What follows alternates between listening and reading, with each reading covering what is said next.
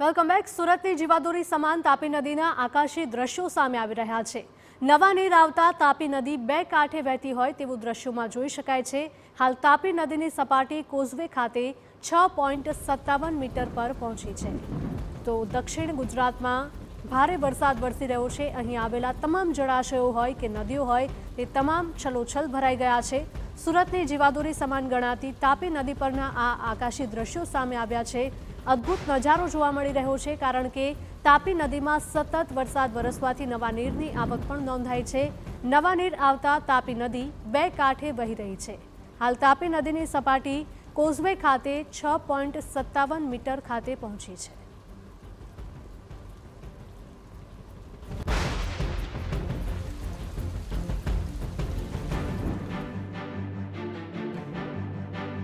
ગુજરાતની અંદર ચોમાસાની શરૂઆત થતાની સાથે દક્ષિણ ગુજરાતની અંદર અલગ અલગ વિસ્તારોની અંદર સારો એવો વરસાદ વરસી રહ્યો છે અને તેના કારણે દક્ષિણ ગુજરાતના નદી નાળાઓ બંને કાંઠે વહેતા થયા છે। ત્યારે સુરતની જે જીવાદોરી ગણાતી તાપી નદી પણ તેના દ્રશ્યો તમને બતાવી રહ્યા છે કે તાપી નદીની અંદર પણ નવા નીરની આવક થતાની સાથે જ તાપી નદી છે તે બંને કાંઠે વહેતે નજરે પડી રહી છે।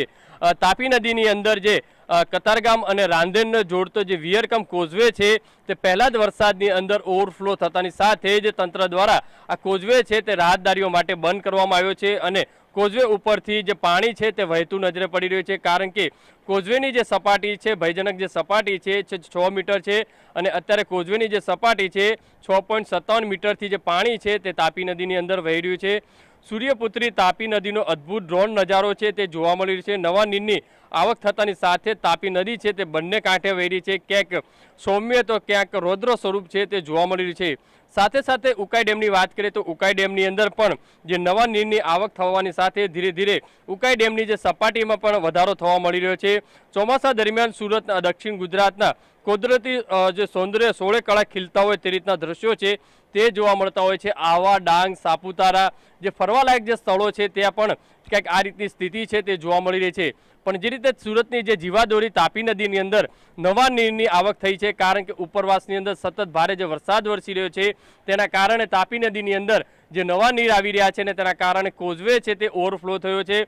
ડ્રોન નજારો જોઈ શકાય છે કે આજે સુરતની જે તાપીના જે દ્રશ્યો છે તે જોવા મળી રહ્યા છે, બંને કાંઠે વહી રહ્યા છે, નવા નીર આવી રહ્યા છે। તેના કારણે સુરત શહેરના લોકો માટે એક ખુશીની વાત કહી શકાય। ખાસ કરીને ઉકાઈ ડેમની અંદર પણ જે સપાટીમાં સતત જે વધારો થઈ રહ્યો છે તેના કારણે પણ જે દક્ષિણ ગુજરાતના જે ખેડૂતો છે તેમને પણ એક ખુશીની લહેર છે તે જોવા મળતી હોય છે, કારણ કે જ્યારે ચોમાસું પૂર્ણ થતું હોય છે ત્યારે ડેમની અંદર પાણી આવક વધતી હોય છે અને તેના કારણે જ્યારે વરસાદ પૂર્ણ થાય ત્યારે તેમને પૂરતું પાણી છે તે ઉકાઈ ડેમની અંદરથી મળી જતું હોય છે। પણ જે રીતે સુરતની વચ્ચોવચ્ચ જે પસાર થઈ રહી જે આ તાપી નદી છે તેના દ્રશ્યો છે જોઈ શકાય। કોઝવે પણ જે ઓવરફ્લો થઈ રહ્યો છે, રાહતદારીઓ અહીંયા જોવા માટે ન આવે, કોઈ હોનારત ના બને તેના ધ્યાનમાં રાખીને પોલીસ બંદોબસ્ત છે તે પણ ગોઠવી દેવામાં આવ્યો છે। જ્યારે ચોમાસાની અંદર આ રીતની સ્થિતિ છે તે જોવા મળતી હોય છે। સામે જે રીતે દ્રશ્યો તમને સુરત શહેરની વાત કરીએ કે હાલ ચોમાસું જે બેસી ગયું છે ને સતત છેલ્લા અઠવાડિયાથી સતત જે વરસાદ વરસી રહ્યો છે અને તેના કારણે જાણે સુરત શહેરની અંદર હિલ સ્ટેશન જેવો નજારો છે તે જોવા મળી રહ્યો છે। સામે જે બ્રિજ છે તે બ્રિજ પણ દેખાઈ નથી રહ્યો, તે રીતનું વાતાવરણ છે તે સુરત શહેરની અંદર વહેલી સવારથી બની રહ્યું છે અને ઝરમર વરસાદ છે તે સતત વરસાદ વરસી રહ્યો છે। એટલે મહત્વની વસ્તુ એ છે કે સુરત શહેરની અંદર અને દક્ષિણ ગુજરાતની વાત કરીએ તો સતત જે વરસાદ છે શરૂઆતથી જે વરસાદ વરસી રહ્યો છે ને તેના કારણે સુરત શહેરના તમામ જે નદી નાળાઓ છે, દક્ષિણ ગુજરાતના જે ગામડાઓની અંદર જે નદી નાળાઓ છે તે બંને કાંઠે વહેતા જોવા મળી રહ્યા છે અને જે કુદરતી નજારો છે તે પણ જોવા લોકો ઉમટી રહ્યા છે। કેમેરામેન સંજય ચંડલ સાથે બલદેવ સુથાર, TV9 સુરત।